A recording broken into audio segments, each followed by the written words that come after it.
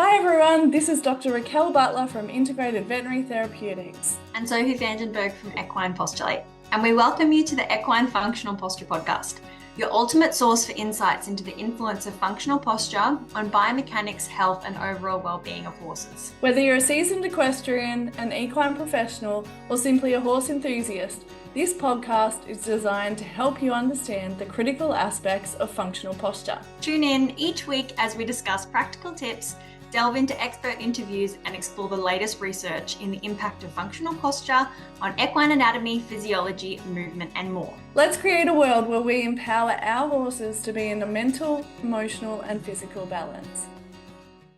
Hey everyone, welcome to part 2, talking about core strength, but today we're talking about developing core strength and the key to balance and performance. How are you today, Sophie? Hi, Raquel. I'm good. This is really meaningful to anybody who may have found in the last episode that they identified that their horse maybe doesn't have a great core and they want to do something about it. So it'll be good there's a lot of different points to think about, but it's so valuable that it's worth talking about. Yeah, and just a reminder that when we're talking about core strength, like we're talking about the deep stabilizing muscles that support the spine, we're talking about the abdominals, the muscles underneath the spine, and the ability to lift through the thoracic sling and engage the hind end while maintaining a relaxed, neutral, comfortable posture. So that's just a little bit of a reiteration, and if you haven't already listened to part 1, go back and listen to it, where we explain the difference between good and poor core engagement and strength, both in motion and statically. So that's kind of the foundation for this one. And so just going back through, like, what's the value of developing that core strength? So the value comes in when you consider the horse's longevity, so their ability to stay comfortable and sound for as long as possible. It also that contributes to their welfare and their well-being. It's something that's very valuable to incorporate before beginning ridden work as a preventative, because like having a great core from day dot would be a fantastic way to develop a young horse for soundness, the longevity we're talking about, and self-carriage. Also, for your performance, lots of people are aiming for performance. They want to jump or, use their horses for sports, cutting, everything. It just comes into all parts of I don't think there's any conversation we actually ever have with people that, for the most part, doesn't involve the core in some way. So it's super important.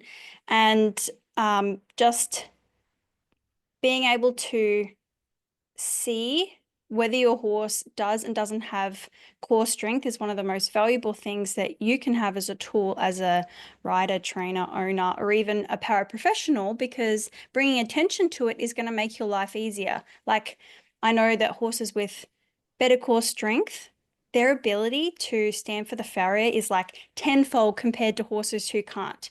There's just so many places that it contributes to, like, the ease of having a horse, everything from traveling in a trailer, even, their ability to not have to scramble or be super exhausted after a trip, all those things make it easier. It's not just ridden work. So all of that is really valuable. And the ultimate aim is really to have the ability to like lengthen and contract through all of those core muscles that we talked about in the first episode, and that they would engage automatically to keep the horse in optimum biomechanics. So it's an inherent activation of those muscles, and that they would have the endurance to sustain the horse both in the paddock. So they're always engaged while they're grazing from the ground, browsing from a tree, playing with their friends, everything, that those muscles are in place, and that they have the endurance also when they are being ridden through a workout, through all kinds of sports, and it maintains healthy spinal alignment the whole way through. Yeah, which is really going to support the distal limbs. So, you know, being able to support the tendons and the joints of the distal limbs to avoid wear and tear and strain on those areas. So having a good strong core ultimately is going to reduce injuries on those areas. And as you also mentioned, the ability to like emotionally regulate. So you mentioned like for welfare and longevity and welfare, sorry, I've just repeated the welfare word, but you know, having a stable core that is working really gives them a lot of safety within their body. And so they have just better emotional regulation and just better ability to respond to changing situations. So whether that's like something that pushes them in a movement from a movement perspective, or you know they're shying and responding to something else it's really important. So we're going to kind of talk about it in terms of function and flexibility, and then tools and stability and mobility. So we're going to go through that. When we talk about flexibility, we want the core muscles to be able to lengthen and stretch, but be strong at that level of stretch. So they're not coming under strain, especially at their attachment points. Like that's where they'll commonly come under strain, like the pubis area. And so they're able to absorb motion, protect the spine, protect the limbs, protect their muscle attachments and their general joint health throughout their body. But they have that ability to lengthen and stay strong at the same time. So for example, if they're galloping or they're jumping or they're doing a high level of collected work, the muscle is still supple, flexible, and strong without fatiguing and then, you know, ending up in some form of strain. And it also means that they can just continue to breathe in motion, you know, like a horse with good core, because they're not having to brace and they're not kind of compensating.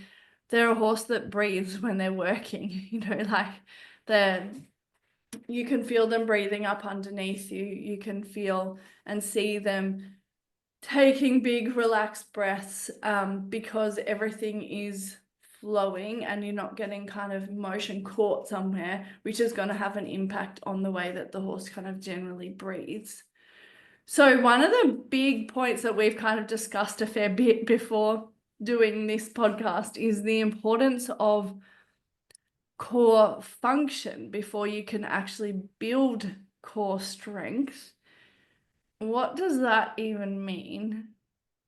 So to have function, particularly in the core in this context, it means that all the components of the core, so everything from the pectorals, the abdominals, the ventral spinal stabilizers, psoas, your multifidus, etc., all of those have the ability to engage and move or be available for whatever action the horse needs them for appropriately. So, for example, if a horse has a pectoral injury, that pec muscle is unlikely to be able to engage appropriately and contribute to healthy motion of the thoracic sling. So we're talking about making sure that there aren't any major limiting factors. And you can think in our discussion, there are so many things, everything from like having a dropped belly, pregnancies, pec damage, ovary issues, anything that might impede the function of the core. And we were talking about how it's so important. The horse needs to be able to use the core to even begin to build strength. So what are some things that contribute or take away from the function of the core muscles? So one thing is if there's a limb lameness. So I was giving an example before we started recording about a horse where it was rehabbing for kissing spine. It was in one of my functional posture clinics, and we wanted to, he'd been using the Equiband, and so we wanted to then have a look at what happened with his body when we put the Equiband on him. So I always do an assessment before the Equiband, watch him walk and trot, and we could see that he was not comfortable in one of his hind legs. So we thought, okay, that's interesting. So we put the Equiband on anyway because we wanted to see what would happen. And when we put the Equiband on him, because what we're doing there is, and an Equiband, sorry, for people who don't know, is a setup with a saddle blanket, a roller to keep the saddle blanket in place, and then it's got bands that are like resistance bands that go around the core and around the hind end, usually starting with the one that goes around the abdomen.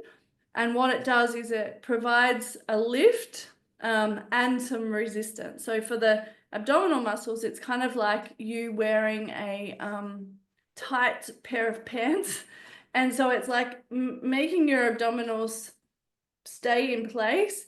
And then when we put the hind end band on, it's also creating that awareness of the hind end, but it's actually providing resistance to push against, which means that you need to utilize your core even more.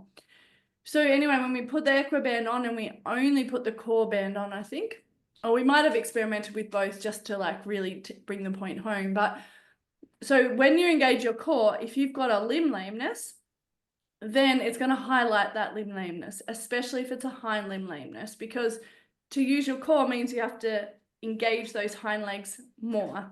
And so with him, we put the core on, and yep, sure enough, like it did not improve his way of going. So he didn't relax it more in his head and neck. He didn't lift more in his back. He was actually worse. So the lameness was more obvious. And so it actually really highlighted, so it can be a useful tool to create an environment where the core has to work to show up things like hind limb lamenesses. So in that case, there's no point asking that horse to do that sort of core work because you don't have the ability for him to engage it appropriately. Like you don't have the ability for him to function. So what he will do is, if you start working and trying to strengthen that core, is he'll just learn ways to brace, compensate. He'll learn ways to fix his body in certain positions to give you what you want. And then if you are riding that horse, you would find that you're having to help him more, hold him more, push him more, use more leg, use more aids, lift him more, whatever, use the whip more on one side. Maybe you would go, I need to have spurs on, like whatever. But you're basically, he's telling you, I can't do it. And he's just a product of his body. So I think that was a really good example. But I also just think when we ride them and we put a saddle on their back, a lot of horses and the girth, a lot of horses are impeded, even if it's well fitting. It doesn't mean that your horse is able to truly engage their core and lift their back. And especially once we hop on and then we bring our stability, our core, our strength, our straightness, alignment, you know, we're challenging their core even more. So for a saddle to fit well, it's got to really allow that core engagement, which can be difficult if your horse is still building that core engagement. So yeah, like I think one area you need to really look at is yourself. So what kind of things would you say with a rider and a handler? Because I think it comes to both, that they need to look at first before they even start building their horse's core. Well, their own symmetry, their own balance, their own ability not to brace through the hip and the psoas and the back. I know that you've talked so many times about how your one pesky glute that won't engage properly, like that the influence you have on Jelly is so dramatic his ability to engage that hind limb, and you guys reflecting with your quite scarily similar issues that pop up, and not just in your body, but your ability to like be self-aware at the same time. Am I using an amount of pressure or aids? Do I need to create a lot of motivation for my horse to move forward and do things? That kind of self-awareness contributes to your ability to monitor whether or not your horse really is working in self-carriage. Yeah, 100%. And I think, that maybe we'll do a podcast with someone on human core development and awareness, because it is important for the horse's posture. But one thing I would say is core use in horses and humans is not about grip. It's not about like bracing through your core. It's about like the core being active and supporting you in that balance and suppleness. But it's not about like, squeezing the core in. It's actually more about finding a dynamic position of balance and activation, and that comes across to the horses. Like when we're talking about you getting the core to activate, we don't want to see that line that we talked about in the last podcast. Like we don't want to see a horse that's like bracing through the core. Like true core activation is like a lovely lift, but it doesn't brace and shut things down. It actually lifts and opens the body. And I think a lot of people don't get to experience that because it takes a lot more whole body function to get that, which is why we've reiterated that you've got to have function first and check that there's nothing limiting. Like I've seen a lot of horses with abdominal strain up near their pubis, and that's going to limit their function. I've seen a lot of horses with strain as where the pectorals come over the rectus abdominis, like just behind the girth area, so they can't use that rectus abdominis. Strain around the tubercoxy of the abdominal attachments, they're not going to be able to use those abdominals. Strain in the sacroiliac ligaments is going to prevent their abdominals being utilized properly. So it's a whole horse concept to be able to utilize that core. And that's why I like the next aspect where we say like minimal to no tools, especially not restricting the head and neck. So what do you think is the importance of that? The importance of not restricting the head and neck, firstly, is because it's one of the best ways that you can observe your horse. Like if you give your horse freedom in the head and neck, you can see where they choose or how they choose to balance. In the last episode, we talked about, some horses choose to have their head really low or really high, and you see that they can only hold it in a neutral or balanced position for a couple of strides, and then they've got to drop it back down again. So it's a place that you can be observing them, but it's also if you use training aids on the head, particularly like connected to the bit or even just to the bridle, and you don't allow a lot of motion for that telescopic like opening through the head and neck, there's no really way to set a head and neck that is actually going to engage your core and allow it to develop. Like setting them in a frame, there's no part of that that's going to give you better engagement where you really need it. It just doesn't work that way, really. So allowing them to have their head and neck and be able to communicate through it, it's a result of good function through the rest of the body when you achieve good posture through the head and neck, not the other way around. So training tools, like the Equiband, it doesn't have that connection to the head and neck. It's based on activating the core so you can have results in other places.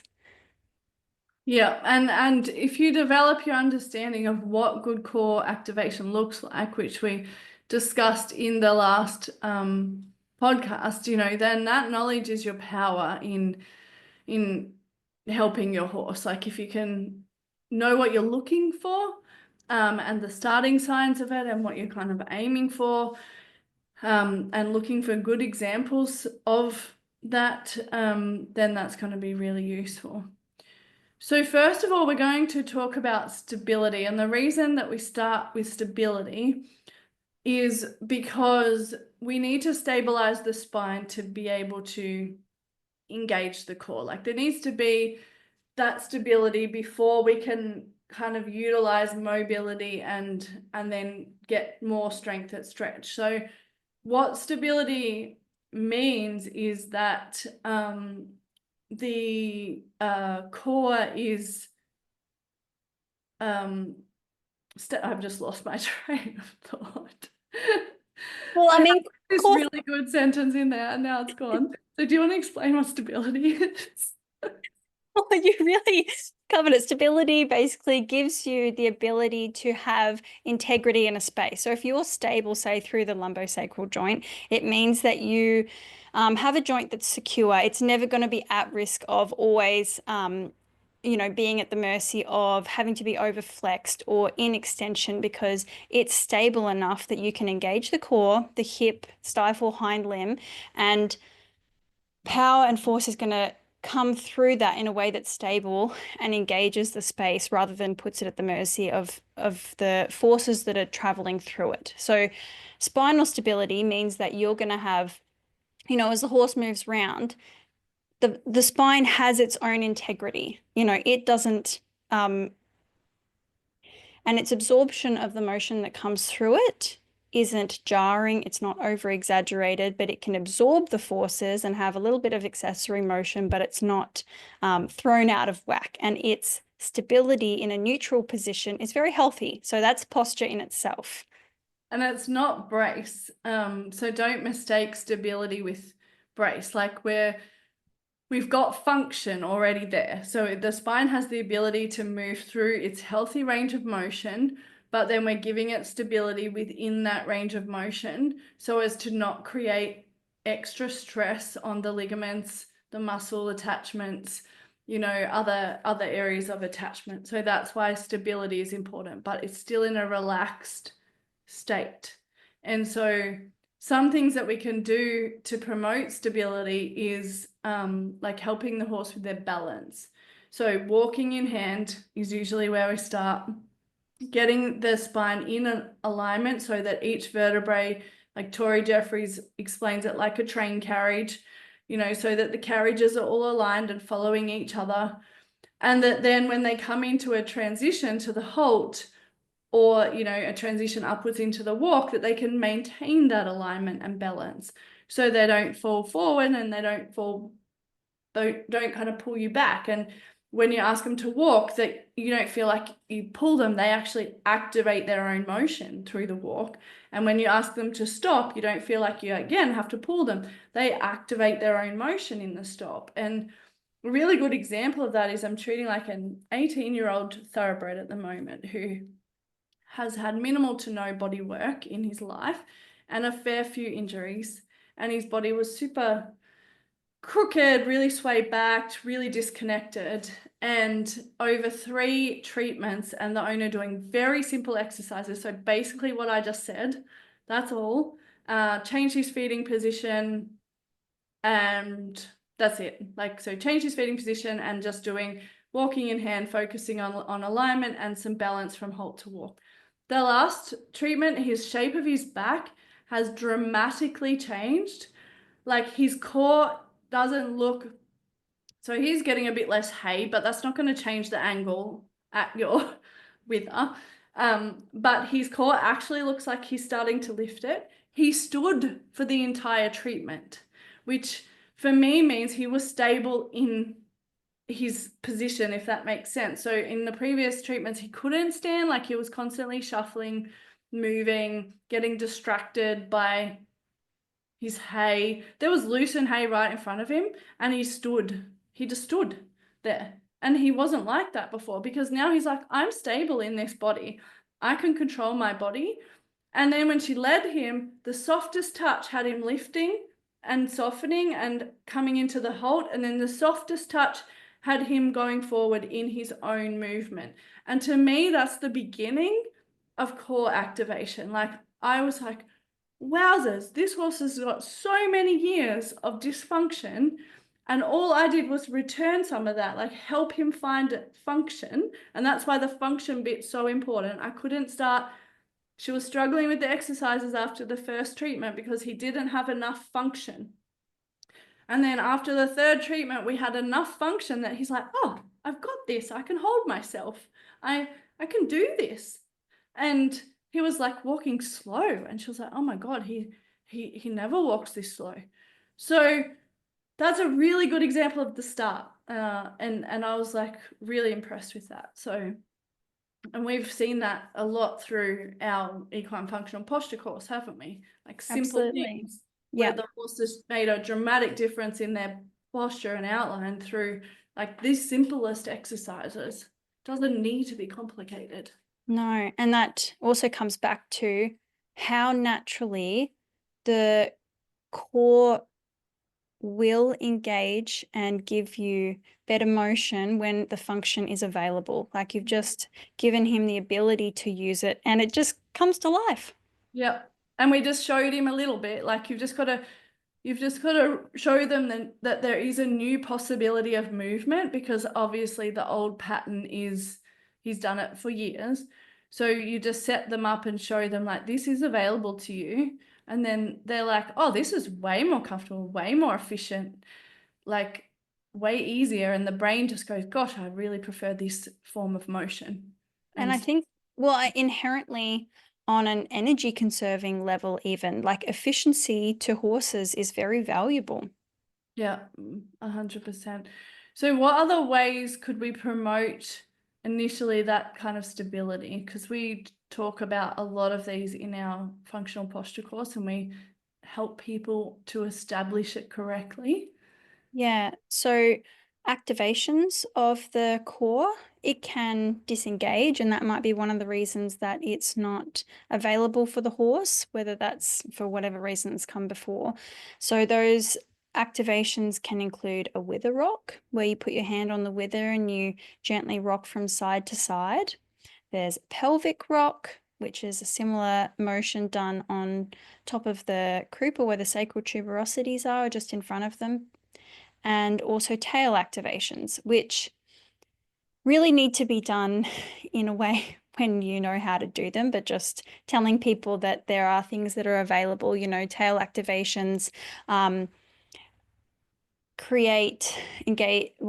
through the glutes, the actual core muscles, the spinal, stabilizers, super valuable. You do need to know how to do it to be safe yourself and also not to push the horse too far and to stay within a comfortable range of motion. Not promote brace. It's not about promoting brace. The same with the wither and the pelvic rock or hindlimb rock. Like it's about promoting stability and activation of the muscles, but you don't want to see the muscles going like I'm trying to hold here. Not the aim. And we talk about that in our podcast about activations, mobilizations, and lengthenings. So you can go back and listen to that. Yeah, that was episode 7. We've talked about equiband and straightness. What else? So you might be using poles. Again, that's something that we talk about. You really need to do it well. You always start with one pole, which like only one, and getting the horse combining that slow walking and the awareness in the body as you go over the poles. Again, that's another one where you need to have function before you do it, because anybody can walk over a pole, and lots of books will tell you to start doing trot poles or using poles to as part of rehab for something like kissing spine. And if you don't have function, the horse is simply going to find other muscles and another way to get their body over the poles without using the correct group of muscles. I'll also figure out how not to hit the pole and still not always do it correctly. So even just because they're not hitting the pole does not mean they're not doing it correctly either. So you want to just look for the horse stepping the hind limb forward and not like lifting it up kind of out the back. So that's really important. And also when you're going over that one pole, can they maintain straightness? And can they stop at any point without feeling like they're going to lose balance, push on you, force their way through? And what happens if you stop them? Do they try to look for an easier way out? So like I had a horse the other day who I don't think has used his core for a long time, different horse to the one I was talking about, took him up to a pole.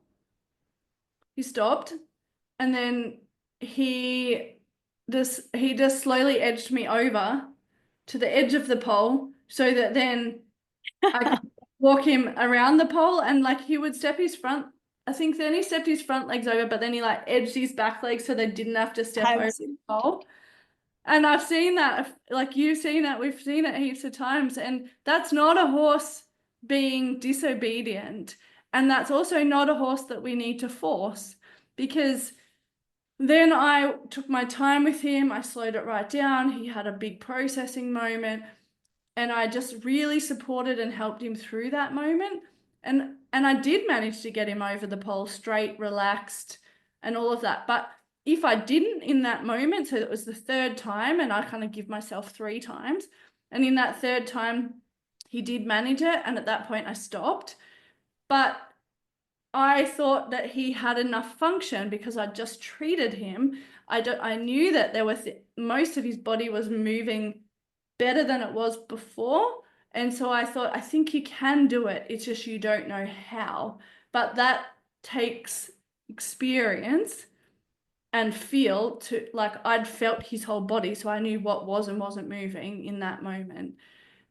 So just be really mindful about horses telling you, or the way horses tell you that it's difficult. We've got to really be careful not to say that they're like, just being cheeky or cheating or being naughty or something like that, because they're just trying to communicate with us. They want to please us most of the time. It's actually quite funny that he's kind of been like, oh, can we just push over to the edge? I'd really like to just slurpy over the ground instead of step over. And also I love it when a horse actually asks that question, because for me it's like they're actually asking to communicate something. Like they're actually saying, this is hard for me. Could I offer you an alternative? Can I offer you Like, something? yeah, that's great. You're actually thinking about your body, and you're not just automatically doing what I ask you to do. You're communicating with me and saying, this is difficult for me. And he didn't push through me, and he didn't push on me. He's like, I'll find another option that doesn't include me being unpolite, but this is really hard. So Yeah. I love it when they start communicating like that. Yeah, definitely. So other ways that you can find stability in motion, again, looking for function before the tool, is transitions. Slow and transitions. Slow and controlled transitions, and quality transitions, and quality over quantity. So other options are standing on options. So such as standing Objects. on. We're doing I'll repeat my word. Standing on objects. So one option could be standing on unstable objects, but this is definitely something that isn't a foundational move. It's not the first thing you're going to do if you think, oh, I'd like to turn on the core. We'll just stand on this unstable bridge, because it's a really big deal and it's very stressful for horses if they haven't built up to that, and there isn't an option for them to communicate clearly that there is a level that they can't handle. And also, I just lost my train of thought. That's okay. I was going to give an example of standing on an unstable object. So when I was working with Pat, the pony that I had, it was a very advanced, like I'd been doing stuff with her for probably almost 2 years at this point, like building her postural stability, her postural strength. And I have a bridge that does, go up and down. And so I thought, oh, I'll see whether she can balance the bridge. So I hate it when people put them on the bridge and make it go like up and down like a seesaw. I don't think that's appropriate, to be honest. I think it creates brace. But what I did with her was ask her to stand in the middle and then ask her to keep both ends of the bridge off the ground. And that's like you balancing on a balance board. And it was really interesting because she could do it for maybe like 5 seconds initially. And then, you know, we got to her being able to do it for 10 seconds and then her being able to do it multiple times. But for me, that's an advanced postural stability exercise. If your horse can get to that point, it's amazing, but you've got to make sure they're not doing it with brace. So like she wasn't tightening up that line wasn't becoming apparent in her abdominals, for example. She wasn't bracing through her head and neck. She was literally balancing like on a balance beam. So that's one example, but a lesser example is just getting a mat, like a yoga mat or an exercise mat from Bunnings, and them standing on that while they're eating. That promotes some instability, and then you can stack them up a little bit to promote a little bit more instability. That's a fabulous, easy exercise that doesn't take you time, and your horse can be building core stability while they're eating their breakfast. And riding on a horse float. But most horses don't have enough core stability to ride on horse float without bracing. So consider that as core training and also building it up as well. Yeah, definitely. And when you incorporate mobility with your stability, there are actually so many ways that you can do that. Particularly one that's commonly used is carrot mobilizations. And in this context, dynamic as opposed to lengthening. So if you go back to the episode 7, there's a clear explanation distinguishing those. But carrot mobilizations for increasing your mobility and your stability. So you might also use something like incorporating a belly lift. So I think belly lifts, you would definitely be looking for function before you try and use a belly lift. You And do not need a hoof pick. don't need a hoof Horse pick. can't do it easily, then they don't have the appropriate function somewhere in their body. And so they should do it. Like Jelly now, when everything is functioning, like it's just a light scratch under his belly. And it's pretty easy for him to do. But for a lot of horses, some just cannot do it. Yeah. And that's the same with a pelvic rounding activity. A lot of people use that to practice getting that lumbosacral flexion, or it's just part of a warm-up, etc. But if a horse is doing it in a bracing fashion, or it's jerky, it's one-sided. You shared a great video about how Jelly, like when you look from behind, he literally does it asymmetrically. You know, that means that he has asymmetrical function or functional dysfunction in his core at that time. Another thing that can help you with mobility if you're doing it really well and stability at the same time is your backup. But I know we've discussed it on previous episodes. Most horses can't do more than 1, 2, sometimes 3 steps that are functional before they'll go off on a sideways, they become uncontrolled and uneven. And also having a neutral posture in motion. Would you explain that to the listeners?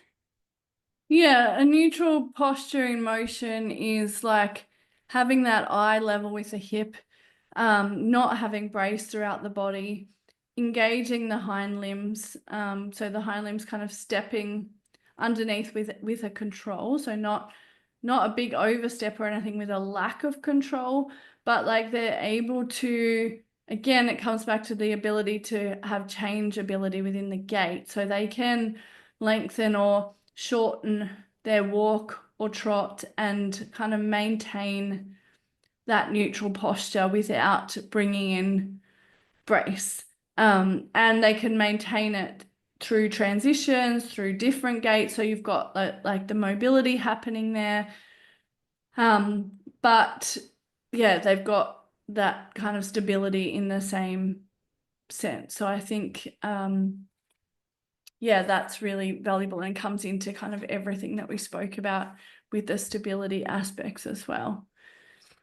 And then finally, we want strength at stretch. So we want your horse to be able to do their dressage tests. Like, you know, I know horses that are doing two dressage tests today, two dressage tests tomorrow at a high level. The amount of core strength they require is astronomical. It would be like me being like, you know, going to the gym probably 5 days a week and like and I'd been doing it for 6 months at least, you know, like I'm so strong.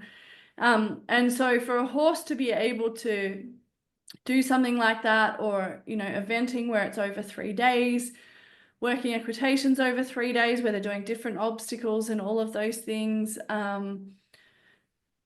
you know, just multiple jumping rounds, they need to have that endurance and adaptability within their core. So you really want to have been able to challenge it and put it under different variations. And some forms of challenges could be development of your pole work or doing little gymnastics kind of jumping to you know, get kind of more power through the core. Hills, I think you've got to be super careful of. And for me, that's an advanced core exercise. It's not an early core exercise. Like, so I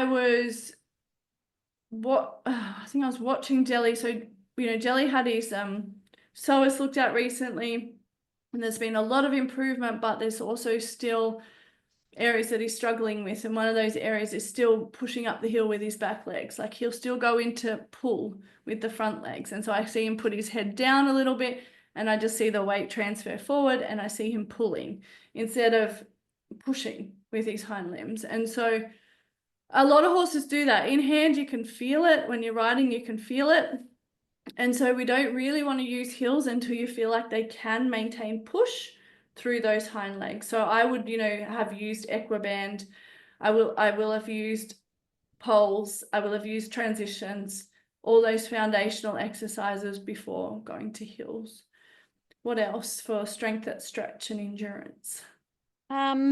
Using long and low correctly. Obviously that in itself is an episode. You could go back and have a listen if that's something that you think that you sometimes use or you'd like to use correctly. And it's a great way to understand that if you have a biased opinion against long and low, it might give you ideas about how you could incorporate it in a healthy way for your horse. Or if you're using it already, a great way to check that you are using it correctly. And if you can use these 2 episodes to analyze, you know, sometimes it's hard to do, but if you really go back to the episode before this one and you listen to all the things about like how to look for good and bad posture, core health in motion, and then go out and have a look at your horse, it'd be a really great way to see, you know, do you need to get some help to improve function, and then come back and use these techniques to develop your horse properly. And the last one would be using variation in motion. So like fascia, muscles, everything loves variability. The incorporation of mobility, flexibility, strength, etc., just keeps your muscles and your body really healthy. So all of those things are going to contribute to your core muscles as well. Yeah, definitely. And I guess in summary, you know, it's thinking about building the core strength before riding, like whether you're starting a horse, bringing a horse back into work, rehabbing a horse from injury, but really assessing, like you said, like Sophie said, really assessing your horse's current level of core strength and then where their function may be need to be improved before you can build it further. And incorporating those in-hand ground exercises in your training, because it's much more valuable for the horse to develop them without the influence and weight of the rider, so that they really learn to integrate those patterns of motion themselves in their own nervous system, and and that ability to adapt and carry themselves. So we also, it's a big foundation of the equine functional posture course. Every module is aiding the core, especially in level 1. And, you know, we have really seen results in doing that. And go back and listen to some of the other podcasts, like the activation, mobilizations and lengthening one, the value of in-hand, the variable feeding positions, the one on long and low, postural stability. Like, they all come into this core stability. And then just pick a few exercises that you can start incorporating with your horse, like standing on something variable at feed time, like doing the spinal mobilizations, but keeping them dynamic. So your carrot stretches, making sure you're going to the ground and not high up between their legs, and altering their feeding position so that they're feeding in a more neutral, balanced posture. Like, those 3 things will have a massive impact on your horse. And then regular body work, of course, to make sure that you've got the best function that your horse can have. Well, good. Well, thank you for joining myself, Dr. Raquel Butler and Sophie Vandenberg, in today's podcast. Enjoy your horse time. Please subscribe to the Equine Functional Podcast so you don't miss our weekly episodes, and give us a 5-star rating so we can share more valuable insights. And we'll see you in the next exciting episode.